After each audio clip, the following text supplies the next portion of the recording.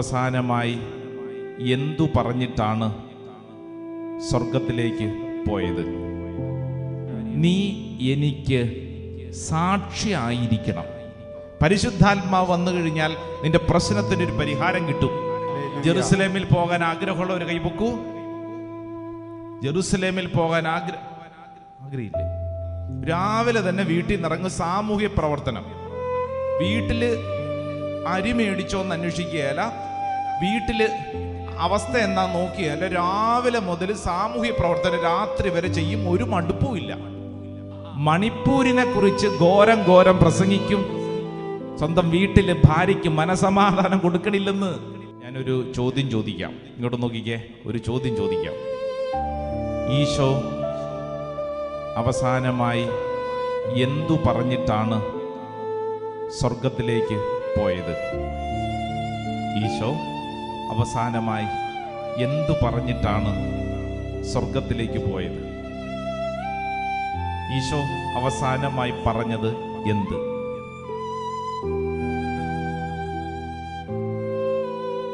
പറഞ്ഞു, ധൈര്യമായിട്ട് പറഞ്ഞു. ഈശോ അവസാനമായി എന്ത് പറഞ്ഞിട്ടാണ് പോയത്?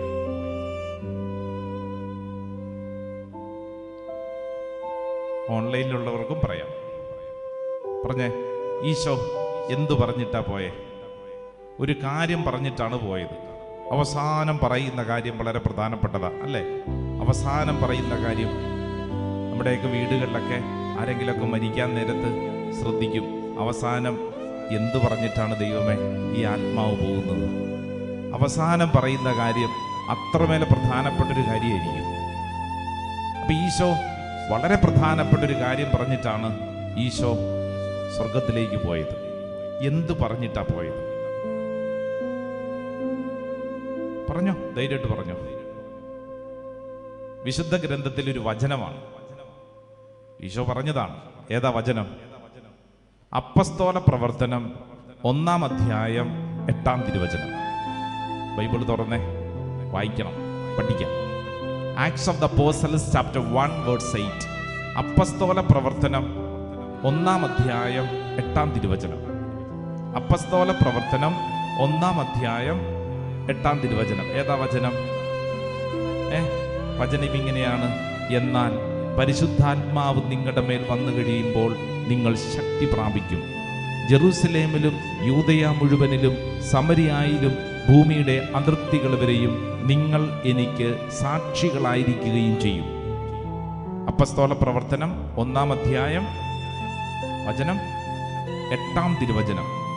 എത്രാം അധ്യായം? 1-ാം അധ്യായം 8-ാം തിരുവചനം. 8-ാം തിരുവചനം. 9-ാം തിരുവചനം ഇങ്ങനെയാണ്: ഇത് പറഞ്ഞു കഴിഞ്ഞപ്പോൾ അവർ നോക്കി നിൽക്കെ അവൻ ഉന്നതങ്ങളിലേക്ക് സമ്മഹിക്കപ്പെട്ടു. ഒരു മേഘം വന്ന് അവനെ അവരുടെ ദൃഷ്ടിയിൽ നിന്നും മറച്ചു. ഇത് പറഞ്ഞു കഴിഞ്ഞപ്പോൾ, എന്തു പറഞ്ഞു കഴിഞ്ഞപ്പോൾ? പറ. ഇത് പറഞ്ഞു കഴിഞ്ഞപ്പോൾ ഈശോ ദാ മേഘങ്ങളില് അകത്തേക്ക് സ്വർഗത്തിലേക്ക് എടുക്കപ്പെട്ടു. ഇത് പറഞ്ഞു കഴിഞ്ഞപ്പോൾ എന്ന് പറഞ്ഞാൽ ഈശോയുടെ അവസാനത്തെ വാക്ക് അതേതാ? എന്നാൽ പരിശുദ്ധാത്മാവ് വന്നു കഴിയുമ്പോൾ നിങ്ങൾ ശക്തി പ്രാപിക്കും. ശക്തി പ്രാപിക്കും. എന്നിട്ട് എന്താ അടുത്ത വചനം? ജെറൂസലേമിലും യൂദയ മുഴുവനിലും സമരിയായിലും ഭൂമിയുടെ അതിർത്തികൾ വരെയും നിങ്ങൾ എനിക്ക് സാക്ഷികളായിരിക്കുകയും ചെയ്യും. വലതുകരം ഒന്ന് ഉയർത്തിപ്പിടിച്ചേ. ഒന്ന് ഏറ്റുപറഞ്ഞ് പ്രാർത്ഥിച്ചേ.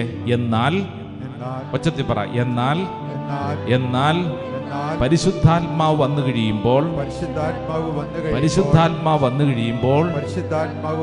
ഞാൻ ശക്തി പ്രാപിക്കും.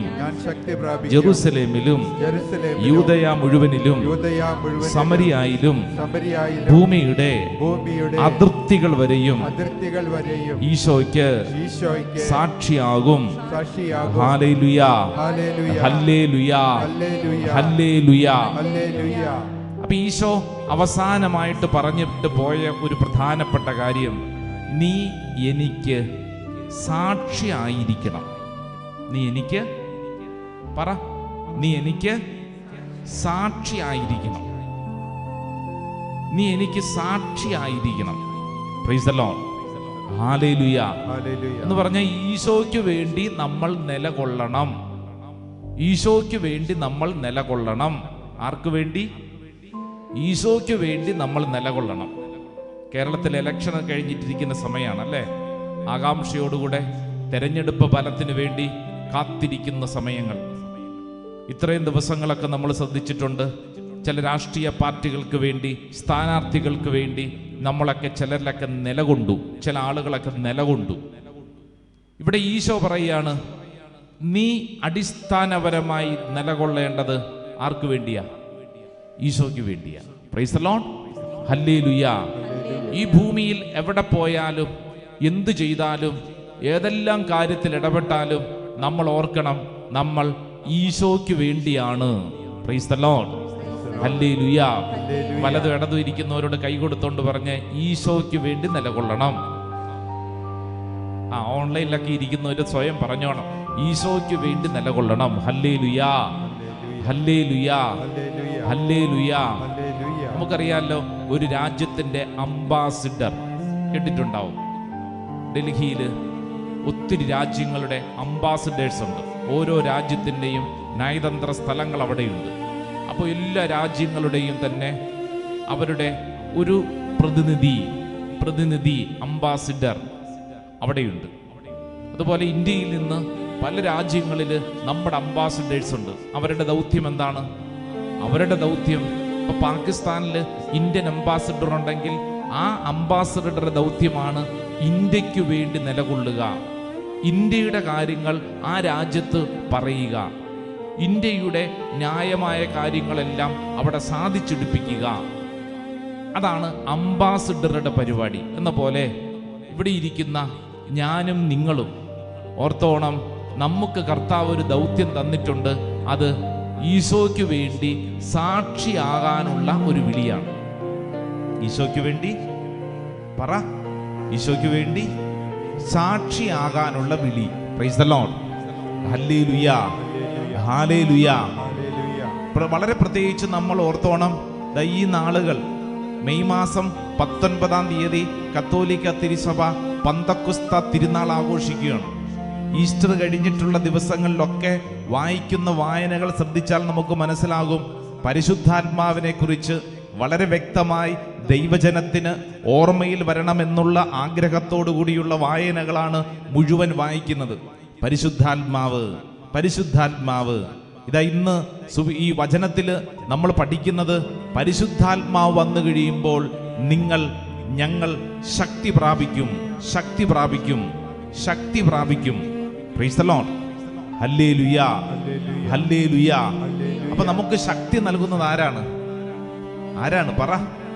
പരിശുദ്ധാത്മാവാണ് നമുക്ക് ശക്തി നൽകുന്നത്. ഇവിടെ ഇരിക്കുന്ന ക്ഷീണമുള്ളവരൊക്കെ ഓർത്തോണം, ബൂസ്റ്റ് അല്ല ആഗ്രഹിക്കേണ്ടത്. എന്തിനു വേണ്ടി പ്രാർത്ഥിക്കണം? പരിശുദ്ധാത്മാവിന് വേണ്ടി പ്രാർത്ഥിക്കണം. ബൂസ്റ്റും വോൺവിറ്റയും പോരാ. ഇവിടെ ഇരുന്നുകൊണ്ട് എന്തിനു വേണ്ടി പ്രാർത്ഥിക്കണം? പരിശുദ്ധാത്മാവ്. പരിശുദ്ധാത്മാവ് വന്നാൽ ക്ഷീണം മാറും. പരിശുദ്ധാത്മാവ് വന്നു കഴിഞ്ഞാൽ നിന്റെ പ്രശ്നത്തിനൊരു പരിഹാരം കിട്ടും. പരിശുദ്ധാത്മാവിനെ അനുഭവിക്കുമ്പോഴത്തേക്ക് വലിയ സമാധാനം കിട്ടും. ഹല്ലേലൂയാ, ഹല്ലേലൂയാ. അവ പരിശുദ്ധാത്മാവ് ശക്തിയാണ്. പരിശുദ്ധാത്മാവ് നമ്മളെ ഉണർവിലേക്ക് നയിക്കുന്നു. പരിശുദ്ധാത്മാവ് നമ്മളെ ഒരു സാക്ഷിയാക്കി മാറ്റാൻ ആഗ്രഹിക്കുന്നു. അങ്ങനെയെങ്കിൽ നമ്മൾ അല്പസമയം വചനത്തിന്റെ വെളിച്ചത്തിൽ പഠിക്കുന്നൊരു പ്രധാനപ്പെട്ട കാര്യം, ഈശോ പറഞ്ഞു, നിങ്ങൾ പരിശുദ്ധാത്മാവിനെ സ്വീകരിച്ചു കഴിയുമ്പോൾ നിങ്ങൾ ശക്തി പ്രാപിക്കും.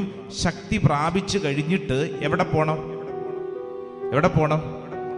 ജെറൂസലേമിൽ പോണം, പിന്നെ യൂദയായിൽ പോണം, പിന്നെ സമരിയായിൽ പോണം, പിന്നെ പറ, ലോകത്തിന്റെ അതിർത്തികൾ വരെ പോണം. എവിടെയൊക്കെ പോണം പറഞ്ഞേ കേക്കട്ടെ. എവിടേക്ക് പോകണ്ടേ? പറയ്, എവിടേക്ക് പോകണ്ടേ? യെരൂശലേമിൽ പോണം, പിന്നെ യൂദയായി പോണം, പിന്നെ എവിടെ? സമരിയായിൽ പോണം, പിന്നെ എവിടെയാ? ലോകത്തിന്റെ അതിർത്തികൾ വരെ, ലോകത്തിന്റെ അതിർത്തികൾ വരെ. Price the lord. ഹല്ലേലൂയ. ജെറുസലേമിൽ പോകാൻ ആഗ്രഹമുള്ള ഒരു കൈ പൊക്കൂ. ജെറുസലേമിൽ പോകാൻ ആഗ്രഹമില്ലേ? പാസ്പോർട്ട് ഉണ്ടോ ഇല്ലയോ എന്നുള്ള വിഷയമില്ല. ഇത് ആഗ്രഹമുണ്ടോ കൈപൊക്കിക്കോ. ജെറുസലേമിൽ പോകാൻ ആഗ്രഹമുള്ളവരെല്ലാവരും കൈപൊക്കട്ടെ. ഒത്തിരി പേര് കൈപൊക്കിയിട്ടുണ്ട്. പുറകിൽ 1-2 പേരൊഴിച്ച് ബാക്കി എല്ലാവരും കൈപൊക്കിയിട്ടുണ്ട്. അവരത് കേട്ടിട്ടില്ലെന്ന് തോന്നുന്നു അല്ലേ? ജെറുസലേമിൽ പോണം. എവിടെ പോണം? ജെറുസലേം എവിടെയാണ്? ജെറുസലേം എവിടെയാ? കേട്ടില്ല, പറഞ്ഞോ. ജെറുസലേം എവിടെയാ? ഇസ്രായേൽ എന്ന് പറയുന്ന രാജ്യത്ത് അല്ലേ? അപ്പൊ ഇവിടെ ഇരിക്കുന്ന നമ്മൾ എവിടെ പോണം? പറ.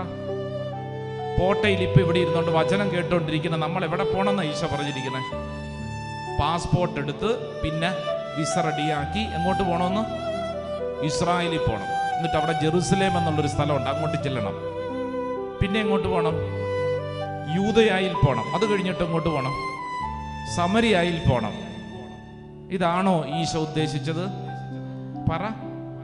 ഇവിടെ ഇരിക്കുന്ന ചിലർ ചിന്തിച്ചോണ്ടിരിക്കും ജെറുസലേമിലും. എൻ്റെ ദൈവം, ചാലക്കുടി ബസ് സ്റ്റാൻഡിൽ തന്നെ കഷ്ടപ്പെട്ടാ പോണേ, പിന്നെയാണ് ജെറുസലേമിൽ അല്ലേ? ജെറുസലേമില്, യൂദയായില്, സമരിയായില്. ഇതെവിടെയാ ഈ സ്ഥലം? ഇതെവിടെയാ? ഉണർത്തണമേ, എന്നെ ഉണർത്തണമേ, ആത്മാവാൽ എന്നെ ഉണർത്തണമേ. ഞാൻ ഉണർന്നാൽ എൻ ദേശം ഉണരും, എൻ ഭവനമാകും. പറഞ്ഞേ, എൻ ഭവനമാകും ജെറുസലേമിൽ. എൻ ഭവനം എന്ന് പറഞ്ഞാൽ, ഈ ജെറുസലേം എന്ന് പറഞ്ഞാൽ അർത്ഥം എന്താ? എൻ്റെ വീട്. എൻ്റെ വീട്, എൻ്റെ വീട്, എൻ്റെ സ്വന്തം കുടുംബം, എൻ്റെ വീട്, അതാണ് Jerusalem. Price the lord, hallelujah. അതല്ലാതെ ഇവിടെ ഇരുന്നുകൊണ്ട് ദൈവമേ ഇസ്രായേൽ പാലസ്തീൻ യുദ്ധം തീർന്നിട്ട് ഇനി പോകാൻ പറ്റുമോ എന്നുള്ളതല്ല ചിന്ത. മറിച്ച് ഇവിടെ ഇരുന്നുകൊണ്ട് നമ്മൾ പ്രാർത്ഥിക്കേണ്ടത്, ആദ്യം ഞാൻ സാക്ഷിയാവേണ്ട സ്ഥലം ജെറുസലേം. അതെവിടെയാ? എൻ്റെ വീട്. വലതും ഇടതും ഇരിക്കുന്നവർക്ക് കൈ കൊടുത്തോണ്ട് പറ, നിന്റെ വീട്ടിൽ സാക്ഷിയാവണം. പറഞ്ഞുകൊടു. അത്ര എളുപ്പമാണോ? ആണോ? അല്ലല്ല. ഏറ്റവും ബുദ്ധിമുട്ടുള്ള പണിയാണ് നമ്മുടെ വീട്ടിൽ സാക്ഷിയാവുക എന്നുള്ളത്. വേണ്ട, നാട്ടിൽ സാക്ഷിയാവാം, ധ്യാന കേന്ദ്രത്തിൽ സാക്ഷിയാവാം. പക്ഷേ ഏറ്റവും ബുദ്ധിമുട്ടുള്ള പണി എന്താ? നമ്മുടെ വീട്ടിൽ സാക്ഷിയാവുക. എളുപ്പമാണോ? അല്ല, എളുപ്പമല്ല. ഏറ്റവും ബുദ്ധിമുട്ടുള്ള പണിയാണ്. നാട്ടിൽ ഏത് സാമൂഹ്യ പ്രവർത്തനം ചെയ്യാം. ചിലരെ കണ്ടിട്ടില്ലേ, രാവിലെ തന്നെ വീട്ടിൽ നിന്നിറങ്ങും. രാവിലെ തന്നെ വീട്ടിൽ നിന്നിറങ്ങും സാമൂഹ്യ പ്രവർത്തനം. വീട്ടില് അരി മേടിച്ചോന്ന് അന്വേഷിക്കുകയല്ല, വീട്ടില് അവസ്ഥ എന്താ നോക്കിയാൽ രാവിലെ മുതൽ സാമൂഹ്യ പ്രവർത്തനം രാത്രി വരെ ചെയ്യും. ഒരു മടുപ്പുമില്ല. വീട്ടിലൊരു വിറക് പോലും കീറി കുടിക്കുകയില്ല അല്ലേ? വീട്ടിലുള്ളവരുടെ അവസ്ഥയെക്കുറിച്ച് ഒന്നും അന്വേഷിക്കുകയില്ല. എന്നിട്ട് നാടായ നാട് മുഴുവൻ സാമൂഹ്യ സേവനം ചെയ്യും. ഈശോ പറയുന്നു, ആദ്യം എവിടെ ആരംഭിക്കണം?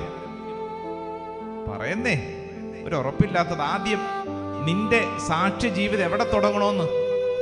നമ്മുടെ വീട്ടില്. കാരണം നമ്മുടെ വീട്ടിലുള്ളവർക്കാണ് നമ്മുടെ സ്വഭാവം നന്നായിട്ട് അറിയാവുന്നത്. ഇവിടെ ഇരിക്കുന്ന നിങ്ങളുടെ അടുത്തിരിക്കുന്നവർക്ക് വല്ലതും അറിയൂ? പലപ്പോഴും നമ്മൾ ഈ ഞായറാഴ്ചയൊക്കെ കണ്ടുമുട്ടുന്നവരാകാം. അതിനപ്പുറം നിങ്ങളെക്കുറിച്ച് നിങ്ങളുടെ അടുത്തിരിക്കുന്നവർക്ക് ഒന്നും അറിഞ്ഞുകൂടാ. പക്ഷേ ആർക്കറിയാം? നിങ്ങളുടെ വീട്ടിലുള്ളവർക്ക് നിങ്ങളുടെ സ്വഭാവം അല്ലേ നന്നായിട്ടറിയാം. Praise the lord, hallelujah. അപ്പൊ ഈശോ പറയാണ്, നീ സാക്ഷി ആവണം എന്ന് പറഞ്ഞാൽ ആ സാക്ഷി ആവേണ്ട സ്ഥലം അത് റോട്ടിലല്ല, പള്ളിയിലല്ല കേട്ടോ, പുറത്തല്ല, അകത്ത്, നമ്മുടെ വീട്ടിൽ കുടുംബാംഗങ്ങളുടെ കൂട്ടായ്മയിൽ, നമ്മുടെ കുടുംബത്തിൽ നമ്മൾ സാക്ഷിയാവണം. ഏറ്റവും ബുദ്ധിമുട്ടുള്ള കാര്യം. Price the lord, hallelujah. ശബ്ദം പറഞ്ഞ ഹല്ലേലൂയ, ഹല്ലേലൂയ. കുറച്ച് നാളുകൾക്ക് മുമ്പ് നമ്മുടെ നോർത്ത് ഈസ്റ്റില്, മണിപ്പൂരില് ഒത്തിരി ക്രൈസ്തവരൊക്കെ പീഡനങ്ങളൊക്കെ അനുഭവിക്കുന്ന സമയം കേരളത്തിൽ ഒരു ഇടവകയോട് ചേർന്ന് ഒരു കൂട്ടായ്മയിൽ മണിപ്പൂരിൽ നടക്കുന്ന ക്രൂരതകളെക്കുറിച്ച് ഒരു സിംബോസിയം, ഒരു ചർച്ച, നിറച്ച ആളുകൾ. ആ ശുശ്രൂഷയിൽ ഞാനും പങ്കെടുക്കുന്നുണ്ട്. ഞാൻ നോക്കുമ്പോ ആ പ്രദേശത്തുള്ള ഒരു കത്തോലിക്കൻ ചേട്ടൻ എന്നാ പ്രസംഗാന്നറിയോ? അയ്യോ, അദ്ദേഹത്തിന്റെ പ്രസംഗം കേൾക്കണം. മണിപ്പൂരിൽ ക്രിസ്ത്യാനികൾ അനുഭവിക്കുന്ന ക്രൂരതകളെ കുറിച്ച് ആ മനുഷ്യൻ നിന്നും അങ്ങ് പറയുമ്പോ അത് കേൾക്കുന്ന നമുക്ക് പോലും അങ്ങോട്ട് വലിയ സങ്കടം. നല്ല ശക്തമായ പ്രസംഗം കഴിഞ്ഞു, സിംബോസിയൊക്കെ കഴിഞ്ഞു.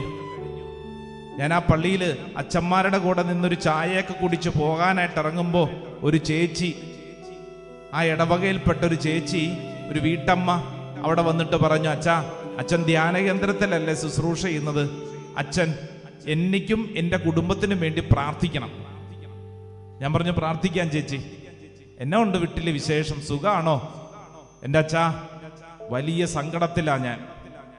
ഈ ഇടവകയിൽ തന്നെ അറിയപ്പെടുന്നൊരു കുടുംബമാണ് അച്ഛാ, വലിയൊരു സങ്കടത്തിലാ ഞാൻ. എന്ത് ചെയ്യണമെന്ന് അറിഞ്ഞുകൂടാ. അച്ഛൻ പ്രാർത്ഥിക്കണം. പുറത്തു പറയാൻ പറ്റാത്ത വണ്ണം വലിയ വലിയ സഹനത്തിലാണ് ഞാൻ.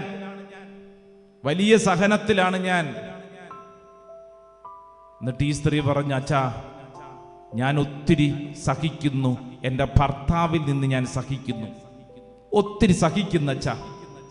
ആ മനുഷ്യൻ വീട്ടിൽ വന്നിട്ട് എന്നെ മൃഗീയമായിട്ട് വേദനിപ്പിക്കും അച്ഛാ. എനിക്ക് ആരോടും പറയാൻ പറ്റുന്നില്ല, വലിയ സങ്കടം. അപ്പൊ ഞാൻ ഈ സ്ത്രീയോട് ചോദിച്ചു, ഈ പറഞ്ഞ ഭർത്താവ് എവിടെയുണ്ട്? നമുക്ക് അയാളെ ഒരു ധ്യാനത്തിനൊക്കെ കൂട്ടിക്കൊണ്ടുവരണ്ടേ? നമുക്ക് അയാളെ ഒന്ന് കൊണ്ടുവരണം, ഒന്ന് സംസാരിക്കാനൊക്കെ അവസരം കിട്ടൂ? അപ്പൊ ആ സ്ത്രീ പറഞ്ഞു, അച്ഛാ, അത് വേറെ എങ്ങും പോകണ്ട. അല്പം മുമ്പ് അച്ഛൻ മണിപ്പൂരിലെ കലാപത്തെക്കുറിച്ച് സ്റ്റേജിൽ നിന്നുകൊണ്ട് ഒരാൾ പ്രസംഗിച്ചത് അച്ഛൻ കേട്ടില്ലേ? ഞാൻ പറഞ്ഞു, കേട്ടു. എന്നാ പ്രസംഗമായിരുന്നു, സങ്കടം തോന്നി. ആ പ്രസംഗിച്ച ആളാണ് എൻ്റെ ഭർത്താവ്. അല്ലോ, മനസ്സിലായോ? ഇല്ലേ? മണിപ്പൂരിനെ കുറിച്ച് ഘോരം പ്രസംഗിക്കും, സ്വന്തം വീട്ടില് ഭാര്യയ്ക്ക് മനസമാധാനം കൊടുക്കണില്ലെന്ന്. സൊമാലിയയിലും ആഫ്രിക്കയിലും നടക്കുന്ന ക്രൂരതകളെ കുറിച്ചല്ല. ആദ്യം എവിടെ? നമ്മുടെ വീട്ടില്, നമ്മുടെ സഹോദരങ്ങളുടെ മുമ്പിൽ, ജീവിത പങ്കാളിയുടെ മുമ്പിൽ, മക്കളുടെ മുമ്പിൽ നിനക്ക് ഈശോയെ കൊടുക്കാൻ പറ്റണുണ്ടോ? ഉണ്ടെങ്കിൽ നീ വിജയിച്ചു. ജെറൂസലേം അത് നിന്റെ വീടാണ്. Price the Lord. സ്വർഗ്ഗത്തിൽ പറഞ്ഞ ഹല്ലേലൂയ, ഹല്ലേലൂയ.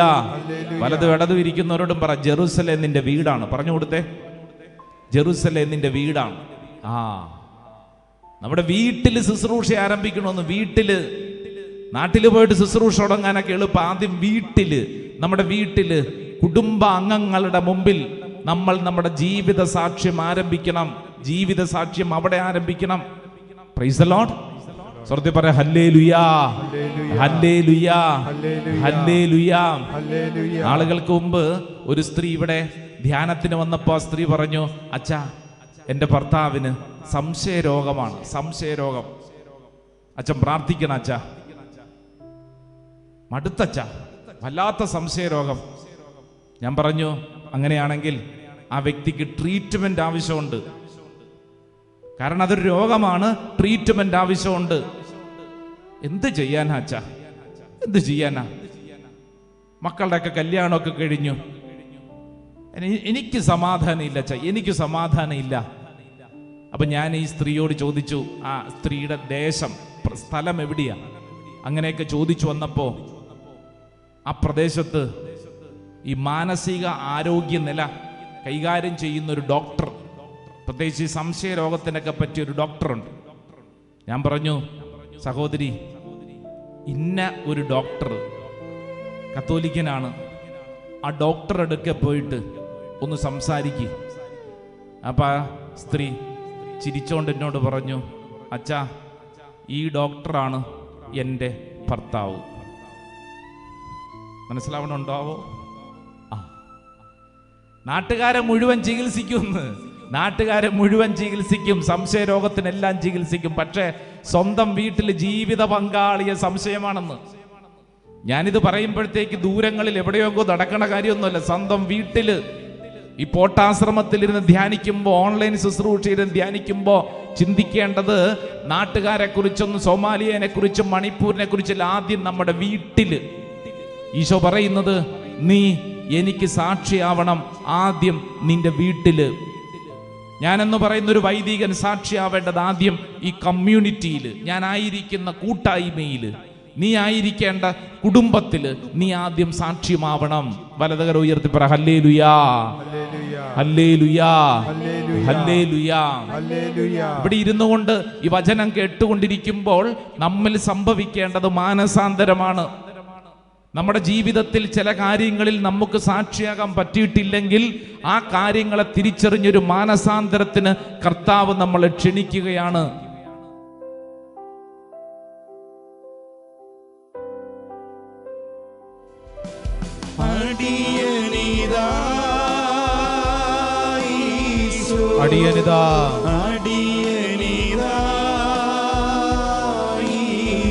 ചേർന്ന് പാടിക്കേ.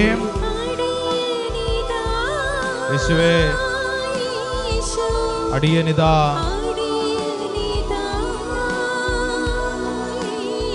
ഒരുമിച്ച് പാടാം.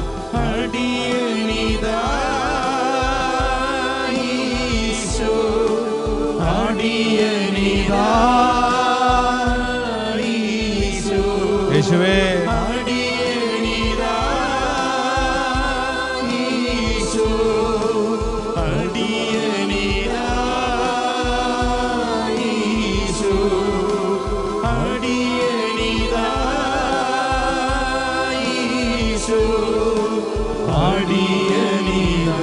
രണ്ട് കരങ്ങൾ ഉയർത്തിപ്പിടിച്ചൊന്ന് സ്തുതിച്ചൊന്ന് പ്രാർത്ഥിക്കുന്നു. ഹല്ലേലൂയാ.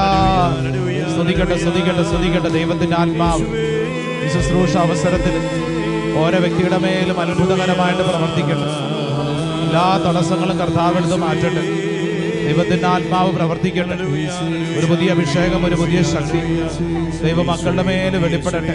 ആരാധന, ആരാധന, ആരാധന, ആരാധന, ആരാധന. സ്തുതിക്കുന്ന കർത്താവെ, സ്തുതിക്കുന്ന കർത്താവെ, അങ്ങയിൽ ഞങ്ങൾ ആശ്രയിക്കുന്നു, വിശ്വസിക്കുന്നു. ദൈവത്തിന്റെ ആത്മാവ് ഞങ്ങൾ അത്ഭുതകരമായിട്ട് പ്രവർത്തിക്കട്ടെ. ഹല്ലേലൂയാ, ഹല്ലേലൂയാ, ഹല്ലേലൂയാ. നമ്മുടെ ജീവിതത്തിന്റെ സമസ്ത മേഖലകളെയും ഈ അൾത്താരയിൽ നമ്മൾ സമർപ്പിക്കുകയാണ്. രണ്ട് കരങ്ങൾ നെഞ്ചോട് ചേർത്ത് കണ്ണുകളടച്ച് പ്രാർത്ഥിക്കുക. എൻ്റെ പ്രിയപ്പെട്ട സഹോദര, സഹോദരി, നീ ഇന്ന് കടന്നു പോകുന്ന ഏതൊരവസ്ഥയ്ക്കും ഈ പരിശുദ്ധ അൾത്താര പഠിപ്പിക്കുന്ന ആദ്യത്തെ പാഠം ഉത്തരമുണ്ട് എന്നുള്ളതാണ്. ഏത് പ്രതിസന്ധിക്കും ഉത്തരമുണ്ട്. നീ ഇന്ന് കടന്നു പോകുന്ന ഏതൊരു കണ്ണുനീരിനും ഉത്തരമുണ്ട്. രണ്ട് കരങ്ങൾ നെഞ്ചോട് ചേർത്ത് കണ്ണുകളടച്ച് നിങ്ങളോട് തന്നെ പറയുക, എൻ്റെ പ്രതിസന്ധിക്ക് ഉത്തരമുണ്ട്. എൻ്റെ ജീവിതത്തിൽ ഞാൻ ഇന്ന് കടന്നു പോകുന്ന ഈ അവസ്ഥയ്ക്ക് ഉത്തരമുണ്ട്. There is answer for all the problems. ആരെങ്കിലും ചിന്തിക്കുകയാണ്, ഇല്ല എൻ്റെ ജീവിതത്തിൽ മാത്രം ആർക്കും എന്നെ രക്ഷപ്പെടുത്താൻ പറ്റില്ല, ഞാൻ ഇങ്ങനെയാണ്, ഞാൻ നശിച്ചവനാണ്, നശിച്ചവളാണ്, എൻ്റെ കുടുംബത്തിൻ്റെ അവസ്ഥ ഇങ്ങനെയാണ്, എൻ്റെ മാതാപിതാക്കൾ ഇങ്ങനെയാണ്, എൻ്റെ വിദ്യാഭ്യാസം ഇങ്ങനെയായിപ്പോയി, എനിക്ക് ഇങ്ങനെയൊക്കെ പറ്റിപ്പോയി, എൻ്റെ ജീവിതത്തിൽ കടന്നു വന്ന അവസ്ഥകളൊക്കെ ഇങ്ങനെയാണ്. എൻ്റെ പ്രിയ സഹോദര, സഹോദരി, നീ ഇന്നായിരിക്കുന്ന അവസ്ഥ എന്തു തന്നെയും ആയിക്കൊള്ളട്ടെ, നിന്നോട് ഇന്ന് വിശുദ്ധ ഗ്രന്ഥം ഈ പരിശുദ്ധ അൾത്താര പഠിപ്പിക്കുന്ന ഏറ്റവും പ്രധാനപ്പെട്ട പാഠം, നിന്റെ കണ്ണുനീരിന് ഉത്തരമുണ്ട്. ദൈവസന്നിധിയിൽ കരയാൻ നീ തീരുമാനമെടുത്താൽ നിന്നിൽ അത്ഭുതകരമായ കാര്യങ്ങൾ ദൈവം ചെയ്യും. നാട്ടുകാരുടെ മുമ്പിലല്ല, വീട്ടുകാരുടെ മുമ്പിലും കൂട്ടുകാരുടെ മുമ്പിലുമല്ല, മറിച്ച് കരയേണ്ടവൻ്റെ മുമ്പിൽ കരയാനുള്ളൊരു തീരുമാനം. കർത്താവേ, എൻ്റെ അനുദിന ജീവിതത്തിലെ പല പ്രതിസന്ധികളുടെ നടുവിൽ എന്തു ചെയ്യണമെന്നറിയാതെ ഞാൻ വിഷമിക്കുന്നു. കർത്താവേ, അങ്ങ് എന്നിൽ ഇടപെടണം. കർത്താവേ, അങ്ങ് എന്നിൽ ഇടപെടണം. അത്ഭുതകരമായ കർത്താവേ, അങ്ങ് എന്നിൽ ഇടപെടണം. കർത്താവേ, ഹാഗാർ പ്രാർത്ഥിച്ചതുപോലെ മരുഭൂമിയുടെ ഉത്തരമില്ലാത്ത അവസ്ഥയിലാണ് ഞാനും പ്രാർത്ഥിക്കുന്നത്. ഹന്നാമ പ്രാർത്ഥിച്ചതുപോലെ ജീവിതത്തിലൊരു അപമാന ഭാരത്തിൻ്റെ നടുവിലാണ് ദൈവമേ ഞാനും പ്രാർത്ഥിക്കുന്നത്.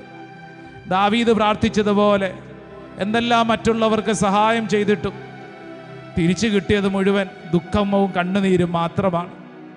കർത്താവേ, അങ്ങയുടെ മുമ്പിൽ ഞാൻ പ്രാർത്ഥിക്കുന്നു.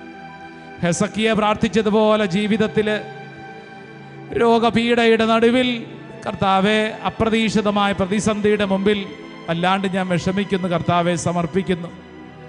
പൂർവ്വ യൗസേബ് പ്രാർത്ഥിച്ചതുപോലെ സഹനങ്ങളുടെ തീച്ചൂളയ്ക്കുള്ളിൽ കിടന്നുകൊണ്ട് ഞാനും പ്രാർത്ഥിക്കുന്നു. കർത്താവെ, എന്തുകൊണ്ടാണ് ഞാൻ ഇങ്ങനെയൊക്കെ കടന്നു പോകുന്നത്?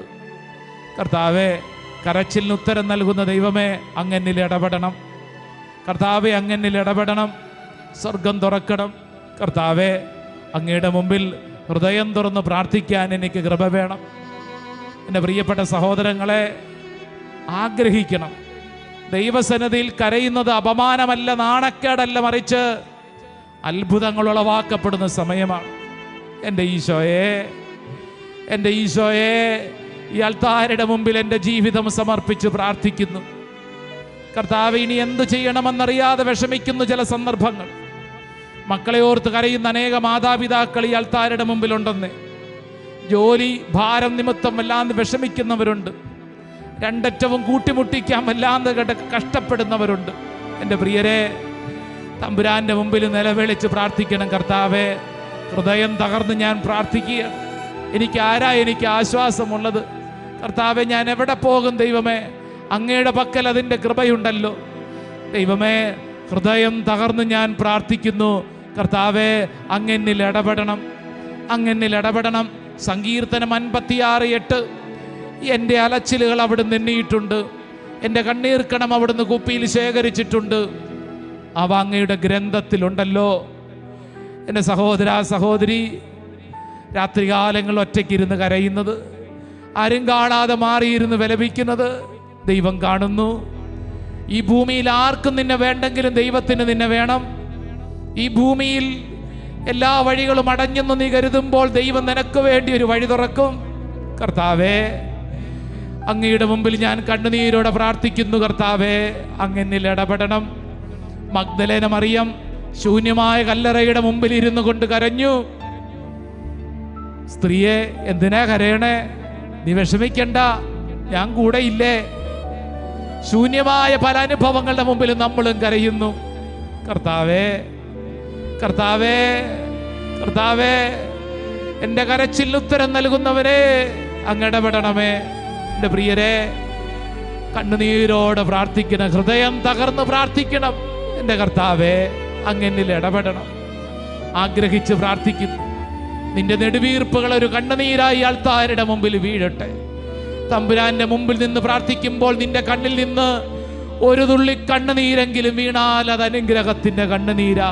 കർത്താവേ, കർത്താവേ, എൻ്റെ ജീവിതത്തിന്റെ സകല ഭാരവും ഞാൻ സമർപ്പിക്കുന്നു. ഹൃദയം നുറുങ്ങി ഞാൻ പ്രാർത്ഥിക്കുന്നു. കർത്താവേ, ഹൃദയം തകർന്നൂരുമാ യേശുവേ, യേശുവേ, നിന്നെ വിളിച്ചു കരുത്തേകും നിൻ കരമെൻ തോളിൽ പവിച്ചു. ദുഃഖം മറഞ്ഞു എൻ മിഴികൾ നിറഞ്ഞൊഴു. ഹൃദയം നുറുങ്ങി ഞാൻ പ്രാർത്ഥിക്കുന്നു. ഹൃദയം തകർന്നൊരു യേശുവേ, യേശുവേ, നിന്നെ വിളിച്ചു കരുത്തേകും നിൻ കരമെൻ തോളിൽ പാതിച്ചു. ദുഃഖം മറഞ്ഞു എൻ മിഴികൾ നിറഞ്ഞു. രണ്ടു കരങ്ങളും നെഞ്ചോട് ചേർത്ത് കണ്ണടച്ച് പ്രാർത്ഥിക്കുമ്പോൾ ഒരുപക്ഷെ നിന്റെ മനസ്സിലൂടെ ചില വ്യക്തികളുടെ മുഖങ്ങൾ കടന്നുപോകും. കർത്താവേ, ഇത്രമേയെ ഞാൻ സ്നേഹിച്ചിട്ട്, ഇത്രമേയെ ഞാൻ സഹായിച്ചിട്ട് ഇവരെന്നോട് ഇങ്ങനെയാണല്ലോ പെരുമാറിയത്. എന്താ ഇവരെന്നെ അവഗണിക്കുന്നേ? കഴിവില്ലെന്നും ഗുണമില്ലെന്നൊക്കെ പറഞ്ഞ് പല സ്ഥലങ്ങളിൽ നിന്ന് മാറ്റി നിർത്തപ്പെട്ടില്ലേ? മറ്റുള്ളവരുടെ മുമ്പിൽ നിന്നെക്കുറിച്ചില്ലാ കഥകൾ കേൾക്കേണ്ടി വന്നില്ലേ? ദൈവമേ, എൻ്റെ ജീവിതത്തിൻ്റെ സങ്കടങ്ങളുടെ നിസ്സഹായതയുടെ നടുവിൽ അങ്ങയുടെ മുമ്പിൽ ഞാൻ കണ്ണുനീരോടെ പ്രാർത്ഥിക്കുന്നു. കർത്താവേ, സഹചരി ഞാനിന്നും സ്നേഹിച്ചു. യേശുവേ, അവരുയരാൻ നന്നായി അർപ്പിച്ചു. എൻ്റെ കർത്താവേ, പകലും രാവും ഞാൻ പ്രാർത്ഥിച്ചു. യേശുവേ, സമയം ഞാനേറെ പങ്കിട്ടു. എന്നെ നേടാനും കൂടെ നിൽക്കാനും വരുമല്ലോ അവരെന്നാശിച്ചു. പണമില്ലാതായി, ബലമില്ലാതായി, ആർക്കും വേണ്ട യേശുവേ, ദൈവത്തിൻ സ്നേഹം രണ്ട് കരങ്ങളും പരിശുദ്ധ അൽത്താരയുടെ നീട്ടിപ്പിടിച്ചുകൊണ്ട് എന്റെ ഈശോയെ, യേശുവേ, എന്റെ കർത്താവേ,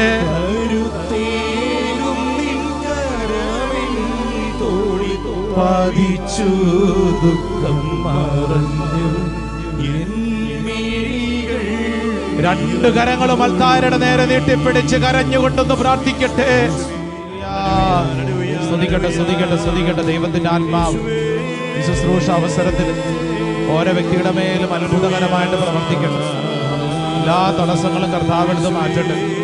ദൈവത്തിന്റെ ആത്മാവ് പ്രവർത്തിക്കട്ടെ. ഒരു പുതിയ അഭിഷേകം, ഒരു പുതിയ ശക്തി ദൈവമക്കളുടെ മേൽ വെളിപ്പെടട്ടെ. ആരാധന, ആരാധന, ആരാധന, ആരാധന, ആരാധന.